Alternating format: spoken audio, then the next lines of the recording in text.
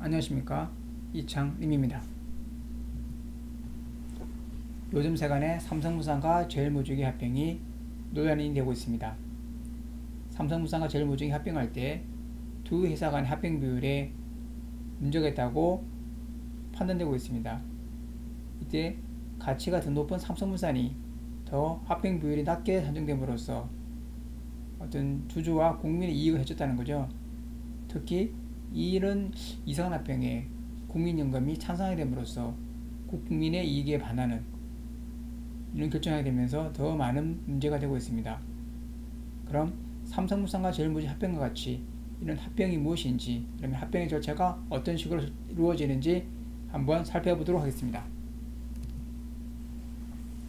먼저 합병에 대해서 간단히 살펴보도록 하죠. 합병은 둘 이상의 회사가 전부 또는 일부를 해산하여 청산 절차 없이 신설 또는 존속회사에 승계되는 것을 말합니다. 삼성물산과 제일모직처럼 두 회사가 청산 절차 없이 제일모직이 없어지고 제일모직이 삼성물산에 흡수합병되는 경우, 이런 것을 합병이라고 합니다. 근데 삼성물산과 제일모직 같은 경우에는 실제적으로는 삼성물산이 살아남았다고 되어 있지만은 실제적으로 합병된 것은 제일모직이 흡수한 게 된 거죠. 그렇지만 존속회사는 삼성물산으로 들어가는 조금 역합병의 경우가 되는 케이스입니다. 이런 것을 흡수합병이라고 그러고요. 흡수합병 같은 경우 합병 후 한 개 회사만 존속하게 되는 거죠. 그러면 신설합병은 무엇이냐?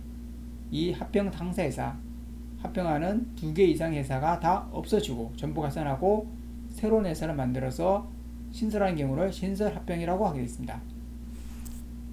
합병은 이사의 결의에서부터 출발하게 됩니다. 둘 이상 회사가 이런저런 이유로 합병을 하자 이렇게 해서 각각 이사에서 결의를 하게 되면은 합병의 출발이 되겠습니다. 이 이사의 결의가 끝나면은 이 이사의 결의 내용, 즉 정권신고서를 금감위에다가 제출하는 게 되어 있습니다. 그럼 합병을 하기 위해서는 주식회사이다 보니까는 주식회사 같은 경우에는 주주가 명확해야 되는 거죠.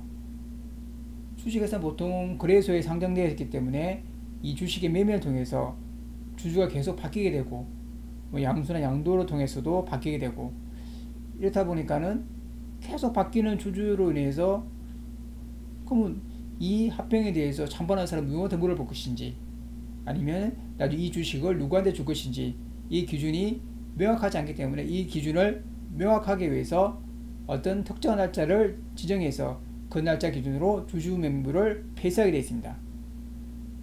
주주 명부를 폐쇄한다는 것은 더 이상 주주의 변동이 없다는 거죠. 만약 거래소에 상장된 주식이라면 주식의 매매가 정지되는 상태를 말합니다. 그리고 주식 매수 청구 일정을 주주들에게 통보를 하게 됩니다. 그렇다면은 모든 주주들이 이 합병에 찬성하시는 것은 아니겠죠. 이번에처럼 합병 비율이 이상하다, 아니면 이렇게 합병하면서 내가 갖고 있는 주식에 손해본다, 아니면 이것들은 국민연금 같은 경우에는 주주의 국민의 이익에 반하게 된다, 이런 경우에서는 합병에 반대 의사를 하게 되는 거죠. 그러면은 보통 증권회사들이 이를 대행하게 되는데, 그런 위탁 회사들을 통해 가지고 주식 합병에 대한 반대 의사를 하다가 통보하게 되어 있습니다.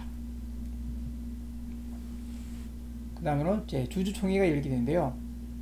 주식회사의 가장 높은 의결기관이 주주총회죠. 이 주주총회에 대해서 이런 합병에 대해서 찬반 여부를 붙이게 되고, 찬성하는 주주가 많은 경우에 이 합병은 계속 의결돼서 실행을 하게 되겠습니다. 만일에 반대하는 주주가 많다 그러면은 지금까지 합병은 다 무효가 되게 되겠습니다. 주주총회에 대해서 합병을 하기로 결정이 났습니다.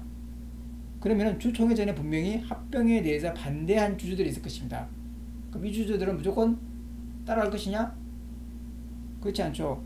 그럼 이 반대한 주주들 같은 경우에서는 반대했지만은 주주총회 의견을 보니까는 괜찮구나, 그러면 그대로 반대를 적고 합병을 찬성할 수 있겠지만은 끝까지 반대한 주주들 같은 경우에는 자기의 이익을 찾기 위해서 주식 매수 청구라는 절차를 갖게 됐습니다. 나는 이는 합병에 반대하기 때문에 나의 주식을 당신의 회사에서 대신 사달라 라고 요구하는 것이 바로 주식 매수 청구가 되겠죠. 그러면 이 회사가 이 주식 매수 청구권을 받아가지고 이 주식의 매수 가액을 결정하게 되어 있습니다. 근데 이 주식 매수 가격 같은 경우에는 분명히 합리적인 가격을 산출돼야 되겠죠. 보통 주식이 상승기다 그렇게 되면은 주식 매수 가액은 주식 시가보다 낮게 결정되겠고요. 만약 주식이 하락기다 그러면은 주식 매수 가격은 보통 시가보다 높게 결정되겠습니다. 이 주식 매수가는 단순히 자기 마음대로 지급하는 것이 아니라 보통 시장의 매매 평균가를 기준으로 보통 산정하게 되어 있습니다. 그래서 주식을 합병에 반대한 주주들이 중에서 매수 청구권을 행사한 주주들한테는 이 주식을 대신 받고 사고 그에 대한 주식 매수 가액을 지급하게 됐습니다. 아까 빠뜨릴 게 뭐냐면 주식 매수 청구 같은 경우에는 모든 주주 다른 것이 아닙니다. 아까 분명히 합병에 반대한 주주들에 대해서만 이 주식 매수 청구를 할 수 있는 권리가 주어지게 되어 있습니다. 그래서 합병에 반대한 주주들이 주식 매수 가액을 지급받고 주식은 바로 그쪽 회사로 넘어가게 되어 있습니다. 이런 주자 들어가게 되면은 드디어 이제 합병에 대해서 거의 다 이루어진 거죠. 그러면은 합병법인에 대한 등기를 실행하게 되겠고요. 이 합병에 대한 등기가 끝나게 되면은 마지막으로 주권 교부 및 단수주 대금을 지급하게 되었습니다. 주권 교부는 제일모직과 삼성물산의 경우처럼 제일모직이 없어지고 삼성물산으로 되기 때문에 제일모직의 주식 갖고 있는 주주들 같은 경우에 제일모직 주식을 빼내고 대신에 그의 합병 비율에 해당되는 것만큼 삼성물산의 주식을 지급하게 되었습니다. 보통 증권회사에 위탁을 하게 되면 자동적으로 보통 매매 시작일 전에 자기 주식, 그러니까 예를 들어 제일모직의 주식이 출고가 되고 그 합병 비율에 맞는 삼성물산의 주식이 입고가 되겠습니다. 그 다음에 단수주 대금을 지급하게 되는데요.